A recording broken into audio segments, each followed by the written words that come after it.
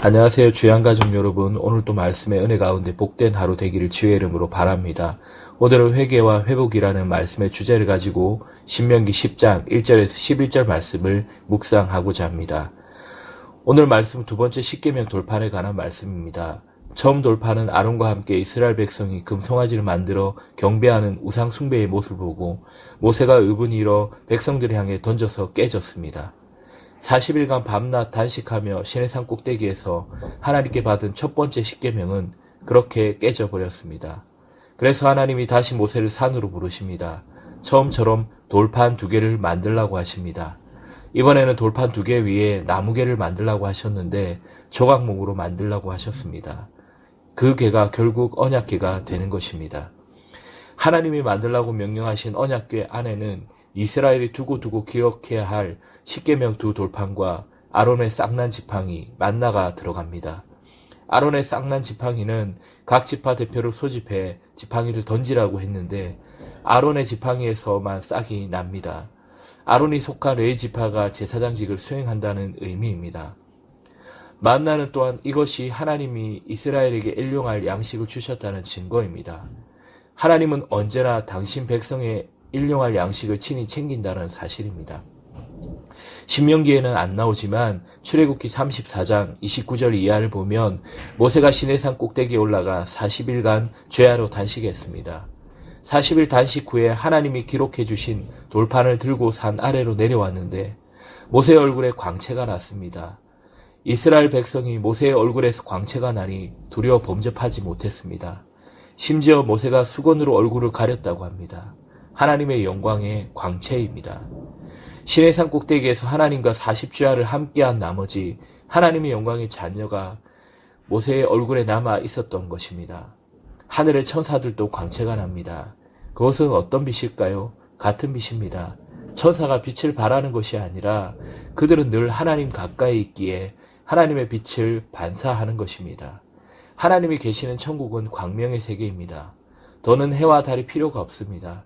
빛이신 하나님을 시내산 꼭대기에서 40일간 함께 지냈기에 모세의 얼굴에서 광채가 난 것입니다. 우리도 하나님 얼굴 가까이 살면 하나님의 영광의 빛을 반사할 수 있습니다. 얼굴이 그늘지면 바람직하지 않습니다. 우리의 얼굴은 밝아야 됩니다. 빛이 나야 합니다. 우리가 항상 하나님을 가까이 하며 살기 때문입니다. 참 빛이신 주님이 세상에 오셨습니다. 그 빛을 받은 우리는 반사해야 합니다. 우리의 얼굴에서 하나님의 영광의 빛이 드러나야 합니다. 모세가 첫 십계명 돌판을 깨뜨린 후 그는 백성의 사죄를 위해 비장한 각오로 기도했습니다. 만일 백성들을 용서하지 않으시려거든 자기 이름도 생명책에서 제해달라고 합니다. 하나님이 그 기도를 듣고 용서하십니다. 그런데 이번에도 산에 올라가서 40주야를 단식하며 백성들을 위해 중보의 기도를 바쳤습니다. 하나님이 그 기도를 듣고 참고 멸하지 않겠다라고 하십니다. 우리는 하나님을 가까이 모시기에 표정도 밝고 빛이 나야 할 뿐 아니라 또 하나의 역할은 중보의 사명을 우리에게 주셨다라는 것입니다. 이것은 우리의 중요한 역할입니다. 하나님이 우리의 기도를 들으시고 우리나라를 용서하시고 은혜를 베푸시고 복을 주십니다. 내 가정과 내 교회를 위해서 중보의 기도를 아끼지 않아야 합니다. 중보의 기도는 위대합니다. 한 사람의 중보 기도가 그 민족 공동체의 운명을 바꿉니다.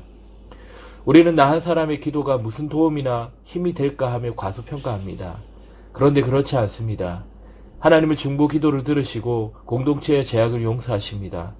예레미야 5장 1절의 말씀을 보면 단 한 사람의 중보자라도 있다면 그 기도를 접수해 이 성을 멸하지 않겠다라고 하십니다. 제발 한 사람의 중보자를 찾아달라고 하십니다. 이것이 예루살렘 거민에 대한 하나님의 호소였습니다. 전체의 운명에 단 한 사람의 중보자가 얼마나 결정적인 역할을 하는지를 역설하고 있습니다. 한 사람의 중보의 기도가 그 가정, 사회, 교회의 운명을 좌우합니다.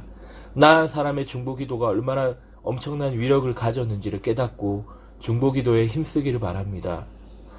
기도를 절대 과소평가하지 마십시오. 하나님은 그 기도를 귀하게 여기십니다. 모세처럼 기도에 힘쓰기를 바랍니다. 특별히 중보할 수 있는 우리 모두가 되기를 원합니다.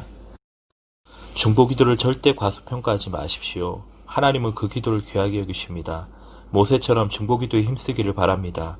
항상 하나님은 불같이 진노하시다가도 모세가 절절히 매달려 기도하면 항상 그 분을 가라앉히십니다. 모세에게 져주신 것입니다. 우리의 중보기도가 하나님의 노여움을 용서와 회복으로 바꾸기를 바랍니다.